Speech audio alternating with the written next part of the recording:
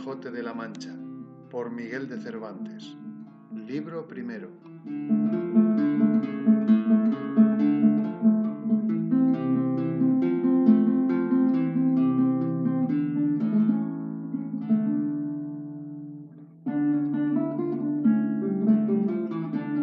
Capítulo primero,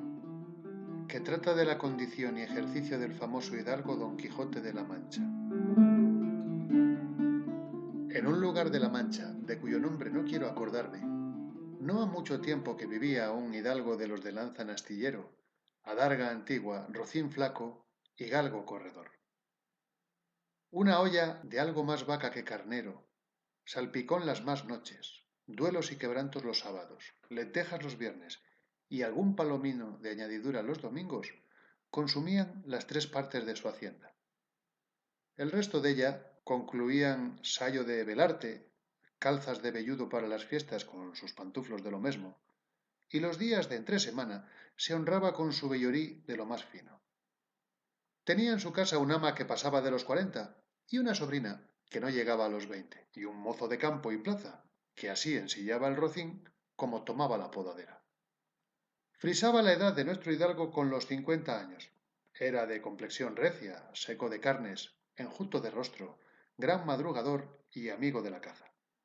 Quieren decir que tenía el sobrenombre de Quijada o Quesada, que en esto hay alguna diferencia en los autores que de este caso escriben, aunque por conjeturas verosímiles se deja entender que se llamaba Quijana.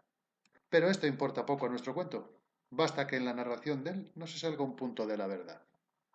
Es pues de saber que este sobredicho hidalgo, los ratos que estaba ocioso, que eran los más del año, se daba a leer libros de caballerías con tanta afición y gusto que olvidó casi de todo punto el ejercicio de la caza y aun la administración de su hacienda. Y llegó a tanto su curiosidad y desatino en esto que vendió muchas hanegas de tierra de sembradura para comprar libros de caballerías en qué leer, y así llevó a su casa todos cuanto pudo haber de ellos. Y de todos, ningunos le parecía tan bien como los que compuso el famoso Feliciano de Silva, porque la claridad de su prosa y aquellas intrincadas razones suyas le parecían de perlas, y aún más cuando llegaba a leer aquellos requiebros y cartas de desafíos donde en muchas partes hallaba escrito: la razón de la sinrazón que mi razón se hace, de tal manera mi razón enflaquece, que con razón me quejo de la vuestra fermosura. Y también cuando leía: los altos cielos que de vuestra divinidad divinamente con las estrellas os fortifican y os hacen merecedora del merecimiento que merece la vuestra grandeza. Con estas razones perdía el pobre caballero el juicio y desvelábase por entenderlas y desentrañarles el sentido, que no se lo sacara ni las entendiera el mismo Aristóteles si resucitara para solo ello. No estaba muy bien con las heridas que don Belianís daba y recebía, porque se imaginaba que por grandes maestros que le hubiesen curado, no dejaría de tener el rostro y todo el cuerpo lleno de cicatrices y señales. Pero con todo, alababa en su autor aquel acabar su libro con la promesa de aquella inacabable aventura. Por muchas veces le vino deseo de tomar la pluma y dalle fin al pie de la letra como allí se promete. Y sin duda alguna lo hiciera y aún saliera con ello si otros mayores y continuos pensamientos no se lo estorbaran. Tuvo muchas veces competencia con el cura de su lugar, que era hombre docto graduado en Sigüenza, sobre cuál había sido mejor caballero, Palmerín de Inglaterra o Amadís de Gaula. Mas maese Nicolás, barbero del mismo pueblo, decía que ninguno llegaba al caballero del Febo, y que si alguno se le podía comparar, era don Galaor, hermano de Amadís de Gaula, porque tenía muy acomodada condición para todo, que no era caballero melindroso ni tan llorón como su hermano, y que en lo de la valentía no le iba en zaga. En resolución, él se enfrascó tanto en su lectura que se le pasaban las noches leyendo de claro en claro y los días de turbio en turbio. Y así del poco dormir y del mucho leer se le secó el cerebro, de manera que vino a perder el juicio. Llenósele la fantasía de todo aquello que leía en los libros, así de encantamentos como de pendencias, batallas, desafíos, heridas, requiebros, amores, tormentas y disparates imposibles. Y asentósele de tal modo en la imaginación que era verdad toda aquella máquina de aquellas soñadas invenciones que leía, y que para él no había otra historia más cierta en el mundo. Decía él que el Cid Ruy Díaz había sido muy buen caballero, pero que no tenía que ver con el caballero de la ardiente espada, que de un solo revés había partido por medio dos fieros y descomunales gigantes. Mejor estaba con Bernardo del Carpio, porque en Roncesvalles había muerto a Roldán, el encantado, valiéndose de la industria de Hércules cuando ahogó a Anteo, el hijo de la tierra, entre los brazos. Decía mucho bien del gigante Morgante, porque con ser de aquella generación gigantea, que todos son soberbios y descomedidos, él solo era afable y bien criado. Pero sobre todos estaba bien con Reinaldos de Montalbán, y más cuando le veía salir de su castillo y robar cuantos topaba y cuanto en Allende robó aquel ídolo de Mahoma, que era todo de oro según dice su historia. Diera él por dar una mano de coces al traidor de Galalón, el ama que tenía, y aún a su sobrina de añadidura. En efecto, rematado ya su juicio, vino a dar en el más extraño pensamiento que jamás dio loco en el mundo, y fue que le pareció convenible y necesario, así para el aumento de su honra como para el servicio de su república,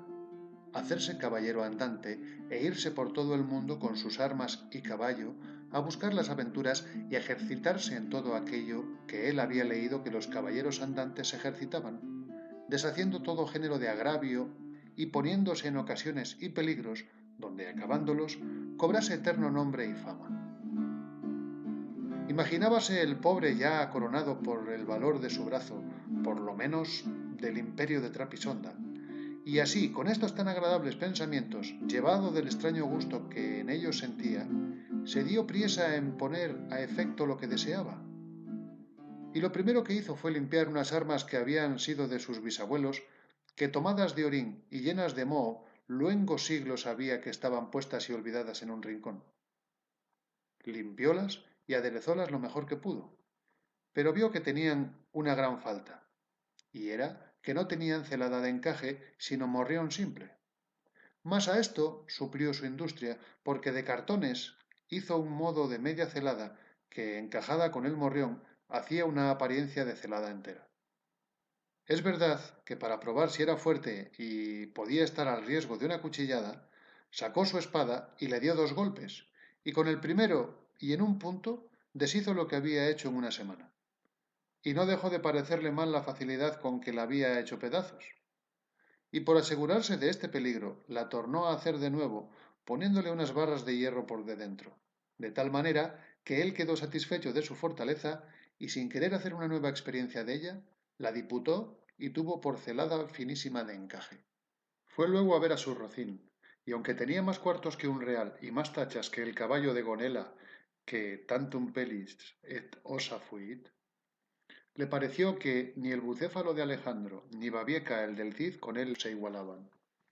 4 días se le pasaron en imaginar qué nombre le pondría, porque, según se decía él a sí mismo, no era razón que caballo de caballero tan famoso y tan bueno él por sí estuviese sin nombre conocido, y así procuraba acomodársele de manera que declarase quién había sido antes que fuese de caballero andante y lo que era entonces, pues estaba muy puesto en razón que, mudando su señor estado, mudase él también el nombre, y le cobrase famoso y de estruendo, como convenía a la nueva orden y al nuevo ejercicio que ya profesaba. Y así, después de muchos nombres que formó, borró y quitó, añadió, deshizo y tornó a hacer en su memoria e imaginación, al fin le vino a llamar Rocinante,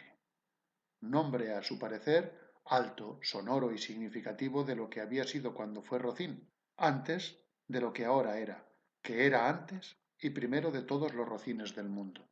Puesto nombre y tan a su gusto a su caballo, quiso ponérsele a sí mismo, y en este pensamiento duró otros 8 días, y al cabo se vino a llamar Don Quijote, de donde, como queda dicho, tomaron ocasión los autores de esta tan verdadera historia, que sin duda se debía llamar Quijada y no Quesada como otros quisieron decir. Pero acordándose que el valeroso Amadís no sólo se había contentado con llamarse Amadís a secas, sino que añadió el nombre de su reino y patria por hacerla famosa, y se llamó Amadís de Gaula, así quiso, como buen caballero, añadir al suyo el nombre de la suya y llamarse Don Quijote de la Mancha, con que, a su parecer, declaraba muy al vivo su linaje y patria y la honraba con tomar el sobrenombre de ella. Limpias pues sus armas, hecho del morrión celada, puesto nombre a su rocín y confirmándose a sí mismo, se dio a entender que no le faltaba otra cosa sino buscar una dama de quien enamorarse, porque el caballero andante sin amores era árbol sin hojas y sin fruto, y cuerpo sin alma. Decíase él,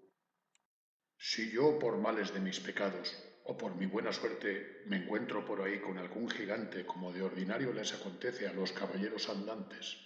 y le derribo de un encuentro o le parto por mitad del cuerpo, o finalmente le venzo y le rindo, ¿no será bien tener a quien enviarle presentado y que entre y se hinque de rodillas ante mi dulce señora y diga con voz humilde y rendido, yo, señora, soy el gigante Caraculiambro, señor de la ínsula Malindrania, a quien venció en singular batalla el jamás como se debe alabado caballero Don Quijote de la Mancha, el cual me mandó que me presentase ante la vuestra merced para que la vuestra grandeza disponga de mí a su talante. oh, cómo se holgó nuestro caballero cuando hubo hecho este discurso, y más cuando halló a quien dar nombre de su dama. Y fue, a lo que se cree, que en un lugar cerca del suyo había una moza labradora de muy buen parecer, de quien él un tiempo anduvo enamorado, aunque según se entiende, ella jamás lo supo ni se dio cata de ello. Llamábase Aldonza Lorenzo, y a ésta le pareció ser bien darle título de señora de sus pensamientos, y buscándole nombre que no desdijese mucho del suyo y que tirase y se encaminase al de princesa y gran señora, vino a llamarla Dulcinea del Toboso, porque era natural del Toboso, nombre a su parecer músico y peregrino y significativo,